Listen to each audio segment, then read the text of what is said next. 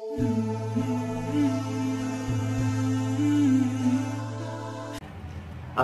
আলাইকুম ওয়া রাহমাতুল্লাহ। আম্মা বাদ। আলহামদুলিল্লাহ, আমরা এখন যে বিষয়ে আলোচনা করতে যাচ্ছি সেই বিষয়টা হলো নেক কাজের উসিলায় কি বিপদ হইতে রক্ষা পাওয়া যায়? হ্যাঁ, আল্লাহ রাব্বুল আলামিন নেক কাজের উসিলায় আল্লাহ পাক কঠিন বিপদ থেকে আল্লাহ রাব্বুল আলামিন নাজাত থেকে উদ্ধার করে থাকে, বিপদ মুক্তি করে থাকে। তার মধ্যে বনি ইসরাইলের মধ্যে একটা সংক্ষেপভাবে একটা ওয়াক্য বলবো, সে বুখারী মুসলিম শরীফের মধ্যে আছে।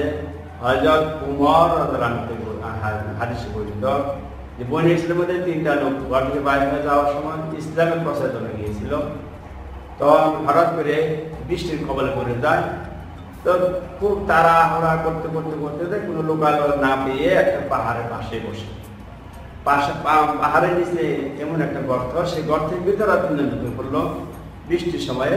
তখন হঠাৎ করে পাথরের চূড়া থেকে বিরাট একটা পাথর গড়াতে গড়াতে পড়তে পড়তে সেই গর্তের মুখে পড়ে গেল।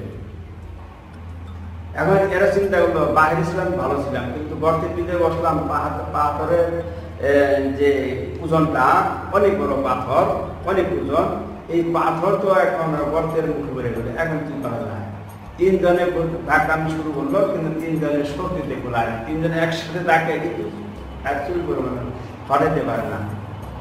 চিন্তা করো, তো আর এখন তারা হাওয়া করতে লাগলো। একজন বলল, তোমরা হাওয়া করেও না, আমার কাছে বলেছে নেক কাজের উসিলা আল্লাহ রাব্বুল আলামিন ক্ষমা করেন, দেখো তো কাপড় নেকি আছে। তো একজন বললো, আমার কেউ নেকি আছে, আমার মা অনেক রাত্রে, গভীর রাত্রে আমার কাছে গরম পানি চেয়েছিল, সেই গরম শীতের সময়, তো গরম পানির সময়ে আমি গরম করে মা পাশে গেলাম, কিন্তু মা আবার ঘুমিয়ে গেছে, তখন আর ডাক দিলাম। এরপর ঠান্ডা হয়ে গেলো, মা ঘুমিয়ে গেছে, আবার সেই পানি গরম করলাম, আবার দাঁড়ালাম, এর সারা রাতে এইভাবে চলে গেল। তখন আল্লাহ, এই আমার নেক কাজটা আছে, আমার আর কোনো নেক কাজ নেই। আর বললো, হ্যাঁ, আমার সাথে একজনের একটা মহিলার প্রতি আমাদের খারাপ দৃষ্টি করছিল, মহিলা বলছিল যে আল্লাহকে ভয় করো। এই কথা বলার সাথে সাথে আমি থরথর করে জমিনে পড়ে গেলাম। তখন আমি ওই মেয়েটাকে বললাম, আমাকে মাফ করে দিলাম।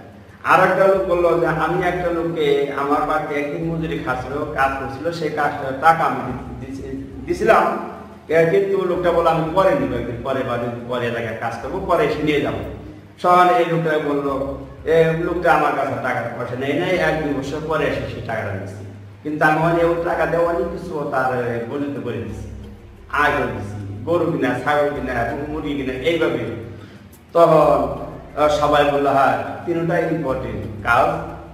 তো যে মা বাবার কথা বললো, এই মা বাবা বলছিল, আল্লাহ, সারা রাত আমার ছেলে আমার পাশে দাঁড়িয়ে দিচ্ছে, আমাকে ঘুম নষ্ট হবে, ডিস্টার্ব হবে দেখে আমাকে ডাক দেয় নাই।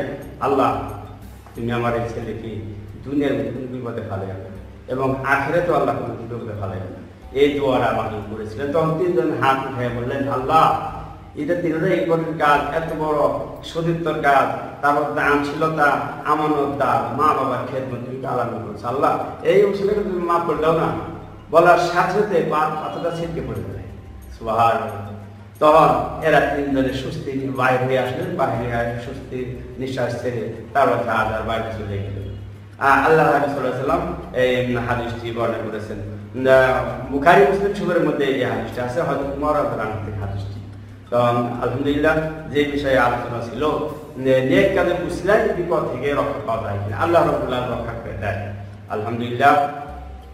তো এই বিষয়ে এখনই সমাপ্তি।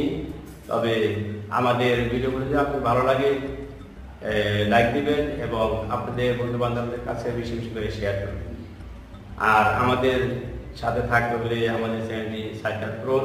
খুদা হাফেজ, আল্লাহ হাফেজ।